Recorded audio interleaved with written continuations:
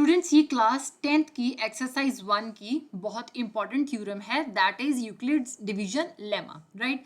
तो ये थ्योरम जो है इसको हम स्टार्ट करने से पहले यूक्लिड डिवीजन लेमा जो है होता क्या है इसके बारे में थोड़ा जान लेते हैं राइट। तो यूक्लिड जो है एक साइंटिस्ट का नाम है, ठीक है, और डिवीजन जो है डेफिनेटली हमारे पास एक ऑपरेशन है और लेमा मींस स्टेप्स, या आप कह सकते हो कि कंप्लीट सेटअप, ठीक है। यूक्लिड ने डिवीजन के थ्रू कुछ स्टेप्स दिए जिससे कि आप क्या कर सकते हो, आप मेनली एचसीएफ या फिर डिवीजन जो है वो प्रोसेस कर सकते हो। ओके, सो ये थ्योरम जो है वो कहती क्या है, कह रहे हैं कि if A and B are two positive integers, ठीक है, आपके पास दो पॉजिटिव इंटीजर्स गिवन है ए एंड बी, ठीक है, तो वो जो ए एंड बी इंटीजर्स है वो आप कुछ इस तरह से अरेंज करोगे कि वो एक कंडीशन सेटिस्फाई करे that is A equal to B Q plus R. That means कि अगर मैं सपोज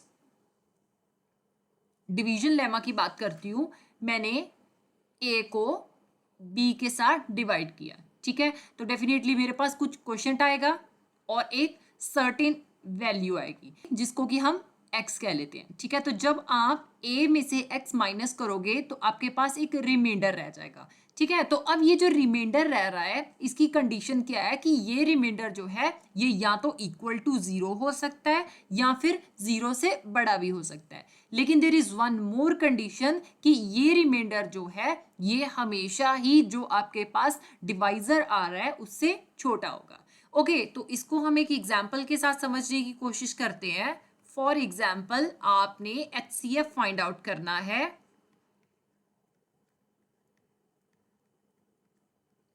ऑफ द इंटीजर्स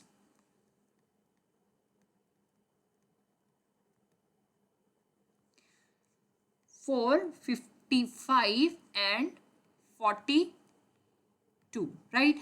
अब ये जो इंटीजर्स हैं इनमें से एक को हम a मान लेते हैं और दूसरे को हम b मान लेते हैं। अब a जो है वो कौन सा है, जो वैल्यू हमारे पास बड़ी आएगी उसको हम a अज्यूम करेंगे, ठीक है, और जो वैल्यू छोटी आएगी उसको हम b अज्यूम करेंगे, राइट। अब ये जो हमारे पास 455 एंड 42 आ रहा है, ठीक है, इसका हमने एचसीएफ फाइंड आउट करना है, राइट। तो इसका हम डिवीजन के थ्रू एचसीएफ फाइंड आउट करने की कोशिश करते हैं। तो डेफिनेटली अभी जैसे हमने यहाँ पे एग्जाम्पल दी है कि आप जो डिविडेंड है दैट मीन्स 455 इसको आप डिवाइड करोगे, ठीक है, डिवाइजर हम यहाँ पे क्या ले रहे हैं 42 के साथ, राइट। तो जब आपने 455 को 42 के साथ डिवाइड करने की कोशिश की तो डेफिनेटली 42 10 हमारे पास 420 आ गया, राइट। तो जब आपने 455 में से 420 माइनस किए तो आपका रिमाइंडर कितना आया 35। अब आपने क्या करना है, डेफिनेटली हमने क्या बोला था कि हमारे पास जो रिमाइंडर है वो हमेशा ही 42, दैट मीन्स कि हम जो यहाँ पे b अज्यूम कर रहे हैं, डिवाइजर अज्यूम कर रहे हैं, उससे कम आना चाहिए। तो आप 455 को कैसे लिख सकते हो, so your first step will be 455 can be written as b।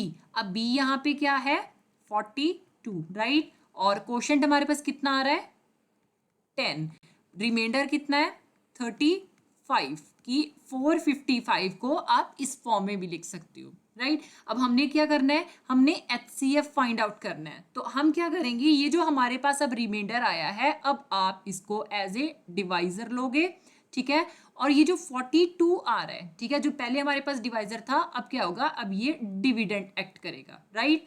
तो जब आपने 35 को 42 के साथ डिवाइड करने की कोशिश की तो डेफिनेटली 35 वन दा हमारे पास 35 आ गया, राइट।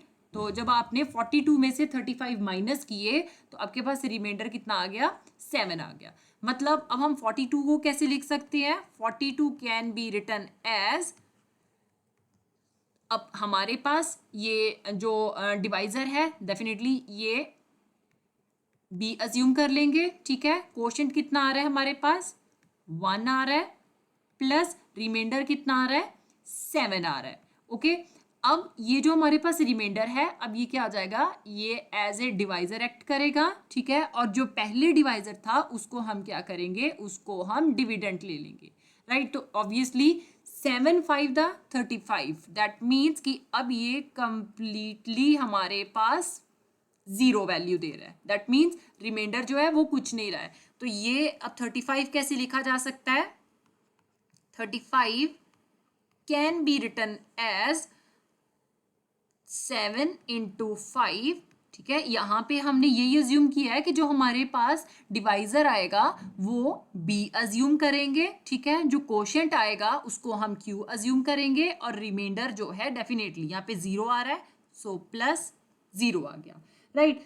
तो यहाँ पे क्या हो गया, यहाँ पे रिमाइंडर जो है अब जीरो बन गया। तो इससे हमारा जो HCF फाइंड आउट करने का प्रोसीजर था बाय यूक्लिड डिवीजन लेमा वो स्टॉप कर गया है, ठीक है। लेमा का मतलब क्या है कि ये जो आप स्टेप्स फॉलो कर रहे हो, ठीक है, पहले 455 को आपने डिवाइड किया, देन 42 को, देन 35 को, these steps are known as lemma, ठीक है। और डिवीजन के थ्रू कर रहे हो तो डेफिनेटली ये डिवीजन लेमा हो गया, यूक्लिड ने दिया था इसीलिए इसको हम यूक्लिड डिवीजन लेमा कहते हैं, राइट। तो अब जो है हमारा स्टेप स्टॉप कर गया है, तो अब क्या लिखोगे, the reminder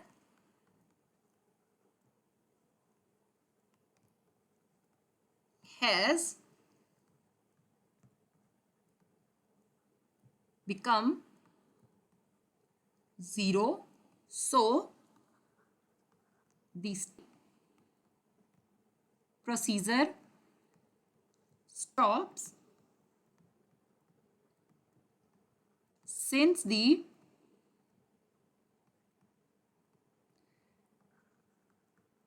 divisor at this stage